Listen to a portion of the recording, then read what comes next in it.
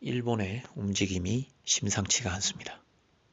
벌써 몇 달 전부터 10만 명이 넘는 대규모 병력을 동원해서 군사훈련을 진행하고 있다고 합니다. 이것은 무려 30년 만에 있는 대대적인 군사훈련이라고 하는데요. 어제 MBC 뉴스를 여러분 참고해 보시면 사실을 지금 이 군사훈련을 하고 있는 좀 구체적인 그 뉴스를 확인해 보실 수가 있습니다. 사실 어제 아침에 제가 경제위기 전조현상이라는 방송 하나를 올리지 않았습니까? 그런데 경제위기에 대한 이야기를 이야기하다가 이 전쟁의 가능성에 대한 특히 미중 간의 충돌, 대만을 놓고 미중 간의 군사적 충돌이 일어날 가능성이 점점 커지고 있다라는 그런 걱정스러운 마음을 담은 방송을 전했었는데요. 그러고 나서 간밤에 이 뉴스를 접하게 되면서 깜짝 놀랐습니다. 일본까지 벌써 대비태세에 들어갔구나 라는 그런 생각이 들면서 좀 섬찟한 생각이 들게 되었습니다. 지금 우리나라는 대통령 선거라는 국내 정치적 상황 때문에 주변의 이 정세가, 이 국제 정세가 어떻게 긴박하게 돌아가고 있는지 관심을 크게 못 가지고 있는 것이 현실인데요. 일본까지 나서서 이렇게 긴박한 움직임을 보이고 있는 이런 상황인데 우리나라는 너무 지금 이 주변국들의 이 군사 안보 상황이 긴박하게 돌아가고 있는 이 상황에 대해서 지금 너무 둔감한 상황에 놓여 있는 것은 아닌가라는 그런 걱정이 많이 듭니다. 우리는 지나간 역사를 통해서 동북아에서 일본이 움직이기 시작하면 전쟁이 일어났었다라는 그 역사적인 교훈을 우리가 꼭 기억해야 할 줄 압니다.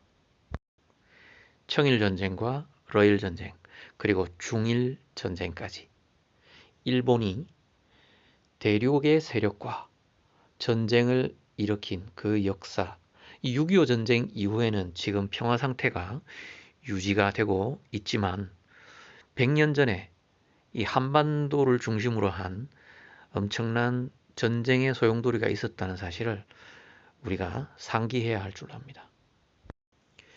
이번에는 한반도가 아니라 대만을 놓고 미일 군사 세력과 중러 군사 세력이 크게 붙을 가능성이 점점 높아지고 있는 것입니다.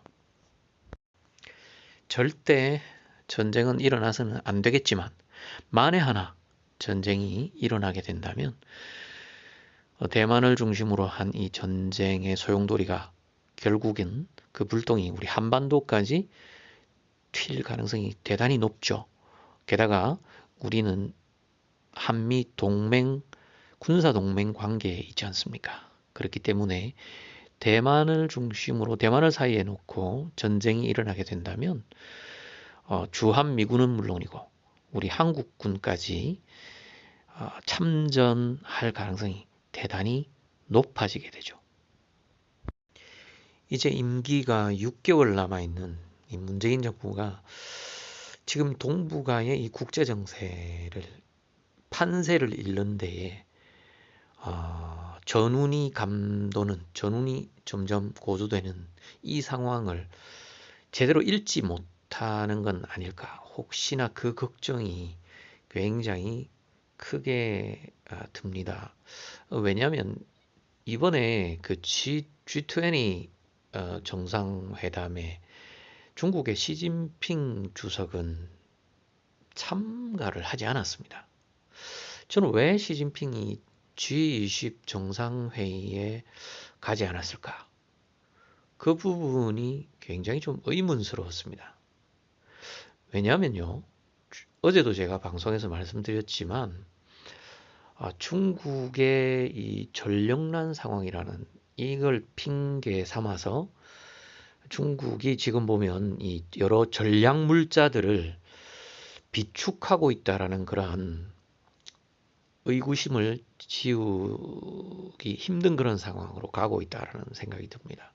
최근에 이 중국 쪽에서 뉴스도 보면 좀 심상치 않은 예사롭지 않은 그런 뉴스들이 나오고 있는데요. 국민들을 대상으로 중국 당국이 중국 국민들을 대상으로 그 전략 물자, 그러니까 생필품 이런 물자들을 충분히 갖추기를 바란다라는 이런 어떤 공지들을 하고 있는 것이 확인되고 있습니다.